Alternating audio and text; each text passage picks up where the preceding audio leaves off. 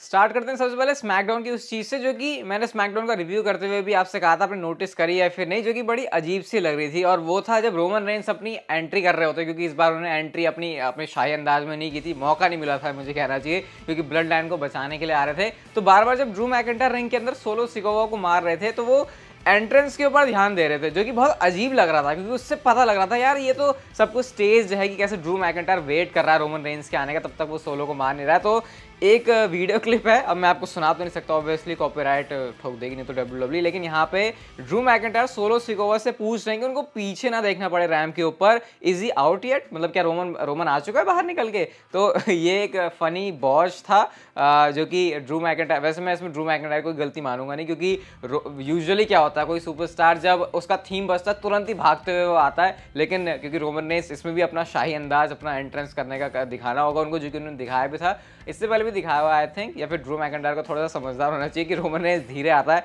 लेकिन जो भी है ड्रू मैकिंटायर जो है ऐसे थोड़ा सा फंस गए थे बीच में, बट सोलो ने पता नहीं उनकी हेल्प की या फिर नहीं, लेकिन वो देखने में थोड़ा सा ऑकवर्ड जरूर लग रहा था।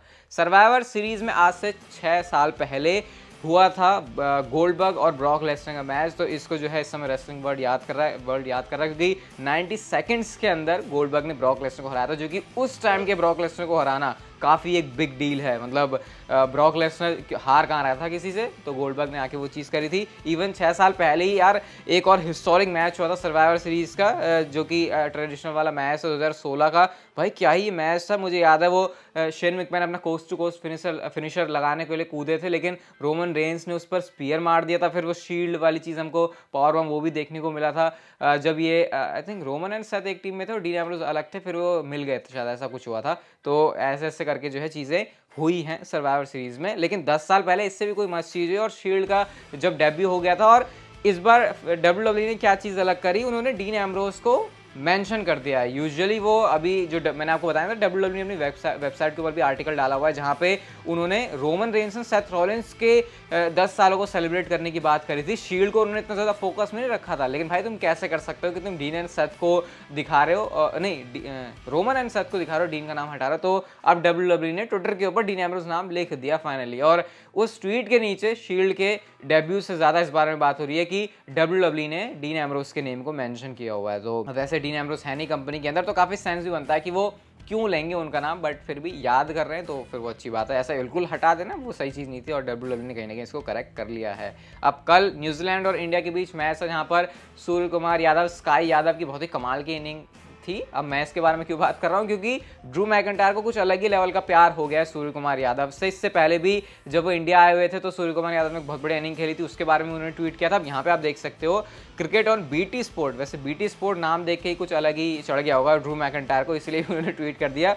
वो लिख रहे हैं माई मैन स्काई यादव, मतलब अब तो आदमी अब तो उनके बंदे हो चुके हैं ड्रू मैकिंटायर के सूर्य कुमार। वो कह रहे coming through again best T20 player in the world right now, तो ऐसे कहकर उन्होंने अप्रिशिएट किया है। अब यूजुअली आपको क्या देखने को मिलता है, जो ये बड़े बड़े स्टार्स हैं वो बड़े बड़े क्रिकेट के स्टार्स को जो बहुत ज़्यादा है ना, जैसे विराट कोहली, धोनी, इनके बारे में बात करते हैं, लेकिन सूर्य कुमार यादव को अप्रिशिएट कर रहे हैं ड्रू मैकिंटायर। वैसे सच में जो उन्होंने इनिंग खेली थी, विराट कोहली ने ट्वीट भी किया था कि ये वीडियो गेम जैसी लग रही है, और सच में मुझे देख के भी वही थॉट आया था। अगर आपने मैच देखा था तो वो मैं पीछे वाला जो उन्होंने 6 की मारा था उसकी बात कर रहा हूँ। खैर क्रिकेट के टॉपिक की बात नहीं करेंगे ज़्यादा।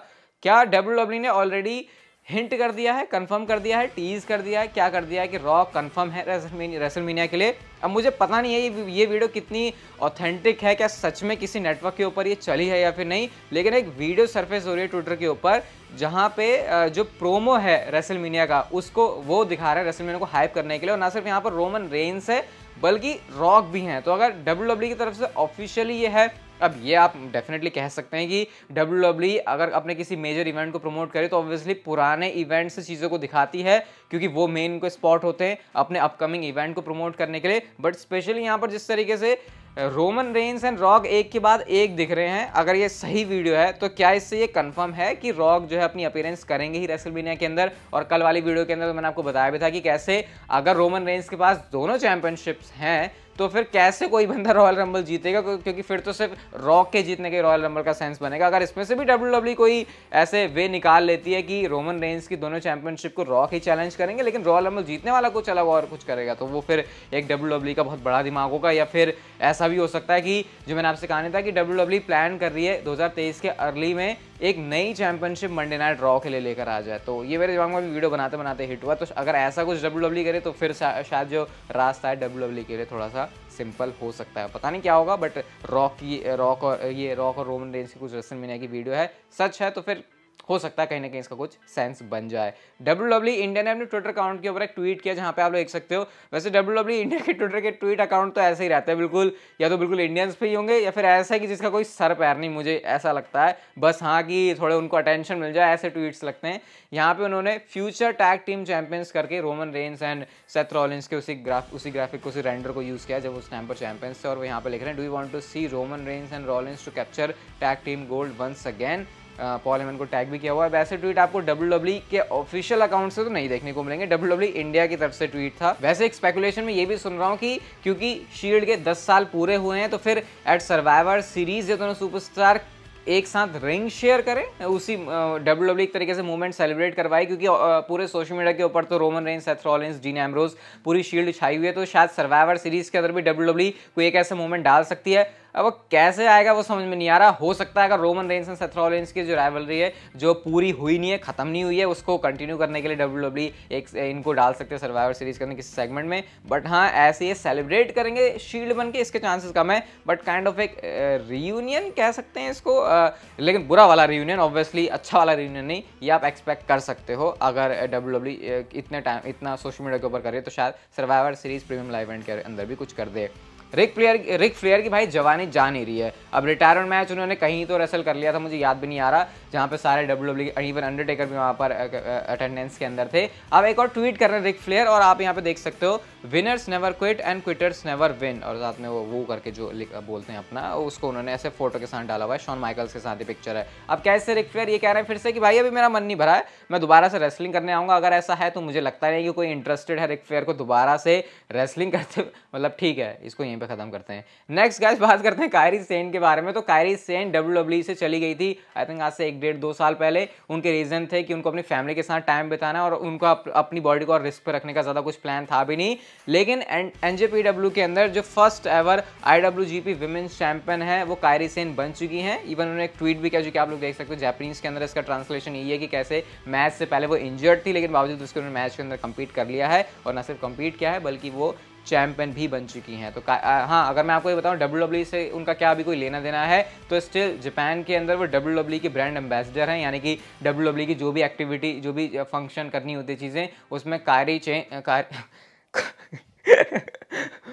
उसमें कायरी सेन जो है बढ़ चढ़ के हिस्सा लेती हैं, क्योंकि उनको ब्रांड एम्बेसडर बनाया हुआ है। तो लिंक्ड है वो WWE से, बट काफ़ी सारे ऐसे इवेंट हैं जहाँ पर WWE के साथ कॉन्ट्रैक्ट में है किसी तरीके की, या फिर जो भी है उनका साइंड, उसकी वजह से वो जा नहीं सकती हैं। लेकिन हाँ, WWE के साथ वो स्टिल टच में है। बट ये इससे रीज़न क्लियर हो गया कि वो जापान में गई थी, रेसलिंग उनको करनी थी, लेकिन अपनी फैमिली के साथ टाइम बिताते हुए अलग उनको नहीं रहना था। आज की नेक्स्ट एंड फाइनल स्टोरी की बात करते हैं, और शायद हमको पता लग गया है कि सेथ रॉलिंस की जो US चैंपियनशिप है उसके आने वाले टाइम में चैलेंजर कौन हो सकता है, फिर मैच कौन सा बन सकता है। अब हमने रिसेंटली रॉ पर तो देखा था कि जो ऑस्टिन थ्योरी हैं उन्होंने उनके ऊपर अटैक कर दिया था, तो शायद ऑस्टिन थ्योरी चैलेंज कर सकते हैं। लेकिन मैं आपसे कुछ टाइम पहले कहा था ना कि शायद क्राउन जूल के अंदर कोई मल्टी पर्सन मैच WWE कर सकती है, तो शायद अब वो WWE का प्लान है, क्योंकि रिसेंटली लाइव इवेंट के अंदर WWE यूजुअल लाइव इवेंट के अंदर जो मैचेस करती है फिर वो मेन रोस्टर पर भी आते हैं। एक तरीके से वो मैच की रिहर्सल हो रही होती है कि मेन रोस्टर पर जब फाइनल प्रोडक्ट है तो अच्छा है। तो क्या मैच हुआ यहाँ पे, तो ये था यूनाइटेड स्टेट्स चैंपियनशिप के लिए फेटल 4-वे match, Mustafa Ali versus riddle